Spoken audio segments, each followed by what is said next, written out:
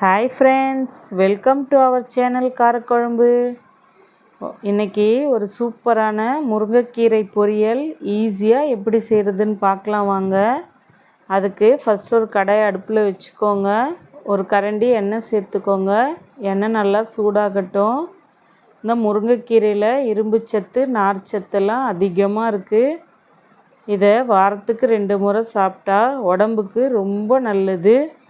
பாருங்கள், எண்ணெய் நல்லா சூடாயிடுச்சு. இதில் ஒரு ஸ்பூன் உளுத்தம்பருப்பு, ஒரு ஸ்பூன் கடலப்பருப்பு, ஒரு ஸ்பூன் கடுகு சேர்த்து நல்லா பொரிய விடுங்க. கடுகு நல்லா பொரிஞ்சதும் ஒரு காஞ்ச மிளகாவை கிள்ளி சேர்த்துக்கோங்க. காரம் அதிகமாக சேர்க்காதீங்க, குழந்தைங்க சாப்பிட மாட்டாங்க. ஒரு பெரிய வெங்காயத்தை பொடியாக கட் பண்ணி சேர்த்துருக்கேன்.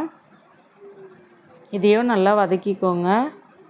5 பல் பூண்டு எடுத்து அதையும் இடித்து சேர்த்துக்கிட்டேன்.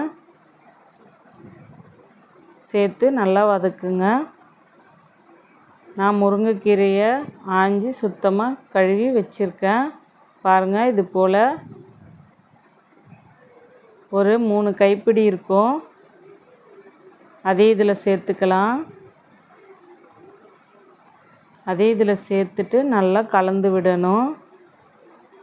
இந்த முருங்கைக்கீரையை சாப்பிட்டா அல்சர் பிரச்சனையெல்லாம் சரியாயிடும். உப்பு இதில் எப்போவுமே சேர்க்காதீங்க. கொஞ்சம் பார்க்க நிறையா இருக்க மாதிரி இருக்கும், வதங்கினா கொஞ்சமாக ஆகிடும். கொஞ்சம் கலந்து விட்டுட்டு அதுக்கப்புறம் சேர்த்துக்கலாம். பாருங்கள், நான் இப்போ தான் சேர்க்குறேன்.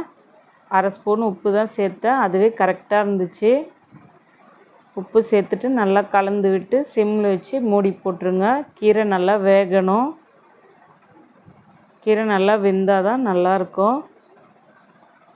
நான் இதில் ஒரு 1/2 மூடி தேங்காவை திருவி வச்சுருக்கேன். கொஞ்சமாக சீரகம் சேர்த்து இது போல் கொரகொரப்பாக அரைச்சி சேர்த்துக்கோங்க, நல்லாயிருக்கும்.